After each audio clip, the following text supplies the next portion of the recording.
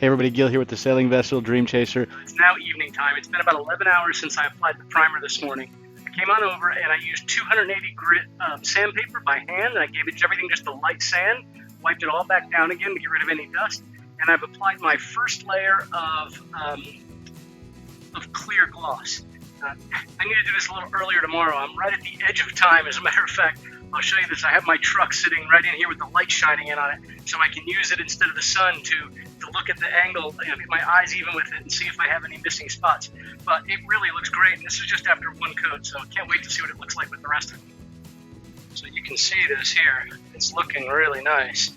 See if I can get the finish. I mean, you can just see the reflection off of it. And granted, it's still wet, but this stuff goes on kind of thick. It's interesting the way it goes on. Yeah, definitely interesting stuff. But it just looks gorgeous after just one coat. With that coat on, I'm going to go mark it in my schedule, and I will be back tomorrow between 6 and 8 a.m., given the time it is now, to give it another light sand. This time I'm going to go with 320 and apply another coat. So tomorrow I'll be busy. I'm actually doing a coat like at between 6 and 8, another one between noon and 2, and then another one between 6 and 8 p.m. tomorrow night. I'm going to try and get 3 coats on tomorrow. Given that it's going to be in the high 80s with a relative humidity of 85 to 90, this stuff should be curing pretty quick. It looks like 1.5 to 4 hours is the window by which that will be fully cured and ready for its next coat. That's what's in the recoatability chart that comes with the application of this product. I went ahead and put together a scheduling tool that you can download for free from our website. If you go to svdreamchaser.com/freestuff, you can click on the option here on the page, or you can go to the menu for free stuff and choose the Awlwood application schedule. From there, you can download it. It's either going to be an Excel format or Google Sheets. You do have to provide your name and email address, but then the download will appear and you can pull down all of the tools, including the application guides themselves. So let me go ahead and orient you. Once you open this up, whether you do Excel or Sheets, you go to the tabs across the bottom, and I have the instructions, the schedules, and even the application guides, or at least the important parts of it, pasted right into the document. So when you click on the Instructions tab, you'll see the actual instructions about how to use this tool. From there, there's also a tab for the actual application schedule, and I even had included a sample, and this is just one that I used as I was putting together my boom project. And then the next 2 tabs contain some of the critical information regarding both the clear yellow and red primer as well as the Awlwood clear gloss finish as well. So when you go ahead and click on either of the schedule tabs, you'll see here on the far left-hand side are the date and times, along with the associated project or item that you're going to be finishing, and whether it's a primer or the actual clear gloss. When you're ready to do this, you want to go to the application schedule page, and you can see I have essentially 3 coats in this example, a primer followed by 2 coats of clear, and on the far left I'm showing the actual planned application times for each one of those.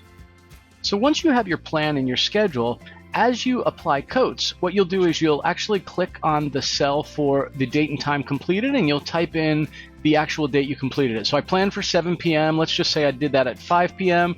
I can add any comments that I might have related to that particular task. And then you'll notice on the left-hand column in the far right here is going to be my scheduled hours between planned times, and on the far right is the actual hours from this coat to the previous based on the time I actually completed the work rather than the plan. And I've found that having both of these columns allows me to create a schedule that's appropriate, and then if for some reason I get off schedule, it quickly lets me know on the far right, and I can adjust my schedule as needed. Now, a more realistic example here would be multiple coats all the way through the entire life of the project. Good morning, everybody. It's about 7:30 in the morning, and I'm back in the storage shed. I'm going to be applying now the second coat of clear gloss. I'm going to go ahead and sand this down. I'm using 220 grit paper. The only things I had that were 240, I need to do between 220 and 280. I have some 240 grit, but they're the round discs, and they're rather expensive. I didn't have any, so I just ran to the store and just picked up a quick small package of these. And I'm now going to go ahead and start doing this, just hand sanding it and scuffing it back up. All right, once everything has been sanded down, you can see it has this powdery coat on it, if you will, and that is just the dust from that top coat. And I went ahead and sanded this to get rid of any runs or any high spots that I had. And then scuffing it up gives it a better place for the next coat to adhere to. In addition to that, it also lets you see where you have coverage. I wouldn't underestimate the value of that. If you're thinking you'll save a bit of time by not doing a thorough sanding, or you believe your sanding job is thorough enough that it doesn't warrant sanding, I would encourage you to do it. It probably took me 10 minutes to sand all this stuff down by hand, and the difference and the ability to be able to see where you had coverage before really helps when you're applying it. I'm not a professional, so maybe it's just me, but I found it to really improve my coverage ability for each coat, just because it gave me that sort of stark contrast between scuffed up and white looking versus wet and flowing, as opposed to, when you start getting into layers 3, 4, 5, and 6, each coat doesn't add a significantly new shine to it if you don't have that scuffed up a little bit. Coat 2 is on. I must say, in the storage shed, leaves a little to be desired to see it. It really does look pretty nice. I had a couple of runs that I had to correct, but already at 2 coats, pretty nice mirror finish. Looking good. It's a little hard to see in here, so I've got that second coat on. I like the way it looks. I did notice a couple of run spots. I had to sand them. The application guide actually recommends being sure that you put a thinner amount on the lower spots. The material will tend to flow. That's how it gets a nice even mirror-like finish. And on vertical surfaces, that means it will essentially flow downward. It does it in a very even way. It's amazing the flow coverage and how nice it is. But when it gets to the bottom where it starts to round, that's where you can actually start to see and form a few drips. So I had a couple there. On this coat, I went ahead and paid much closer attention to how thin I was going along that lower edge and spread the finish upward. If I have to do 2 more coats to avoid the runs, I will. They take quite a bit of sanding.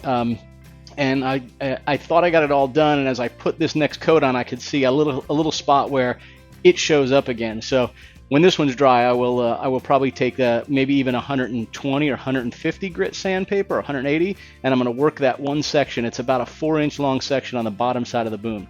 Now, a little bit of correction to be done, but so far I'm liking the material. Amazingly clear. I just can't. As a matter of fact, when I do the next coat, I'll film what it looks like I'm using a mason jar essentially as a vessel to store my material before I put it on the boom, and it's clear as water. It's shocking. So off to work. So each coat is sort of a rinse and repeat, and you'll notice here I'm sanding down the entire surface again by hand, and then using a white cotton cloth to go ahead and remove any of the dust from the material before I apply another coat of finish. Now, I didn't film putting on the 3rd coat. This is actually the 4th coat going on, but as you can see, I always wear gloves. I apply some of the material into a secondary vessel, so I'm not dipping the brush into the actual can of finish, and then lightly applying a new coat on. And I mentioned earlier in the video, certainly something I've learned, I put a thicker coat on the top surfaces of the horizontal surfaces, and on a vertical surface, as I get toward the lower edge, I begin to put a thinner layer on it, because the material tends to have an evening effect or a flowing effect, and it could lead to runs if you're not cautious about that. It's not nearly as sensitive as varnish or polyurethane, but it does have that same effect. So at coat number 4, this really looks good. It's starting to get that deep look to it. I don't know how else to describe it, but it starts to look like layers of glass forming over the wood, and the wood just gets shinier and shinier, and it seems to get further away from the surface. It looks phenomenal. So when I'm done and it's dry, I'll pull it out, probably another 3 days or so. That'll give me at least another 4 coats. I'll pull it outside. We'll give it a quick 600 grit sand, and then put that last top coat on, and she'll be good to go. It's Saturday morning. We're down at the boat. It's time to start working on figuring out our location for our handrails, and maybe bedding the companionway rail we replaced, one of the hatch rails, and maybe even the handrails that are going on the roof of the boat. So let's get moving. You may remember these handrails from one of the earlier varnishing videos, as well as the stainless polishing ones. We're going to go ahead and assemble these and start working on placements.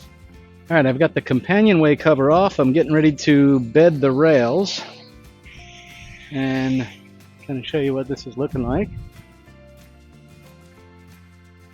You can see the one companionway rail there.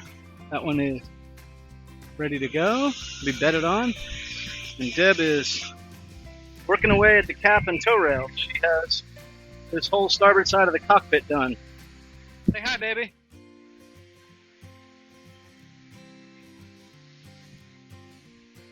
But like I always say, look at that. I hear thunder. Of course. How you doing? Huh? Normally I'd say, damn, you are hot, but today, it's just hot. Yeah. It says 94, so it's probably 94 to 98, not including the humidity. It's hot. So we worked till 1. I think we're gonna wrap it up. Hey Chaz, what's up? You gonna smile? What's your song? You know who this is? This is Crazy Train by Ozzy Osbourne.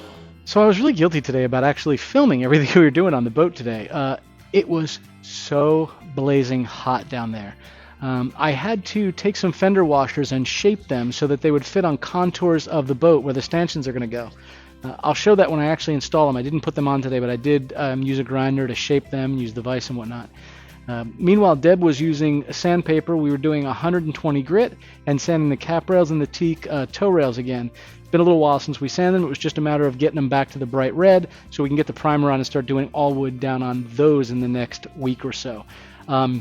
While she was doing that, I was preparing the surfaces to rebed the companionway rail that we had revarnished and also the coach house forward galley hatch. What a mouthful. So we took the companionway off, we removed the temporary board one, cleaned all of that up, sanded it nice and smooth where it was going to go, wiped everything down with acetone, and then we bedded this with 4200, 3M's 4200 product. I hate using 5200 because it's so permanent.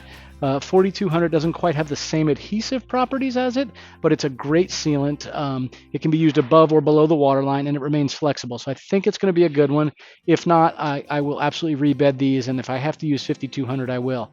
Normally I use butyl tape when I'm bedding stuff on the deck, but in this particular case, because these are wooden components, I didn't think butyl tape was going to be the best solution for this. So that's what we got done today, but I gotta tell you, it was so hot, so hot. I mean, the last footage was we got back in the car.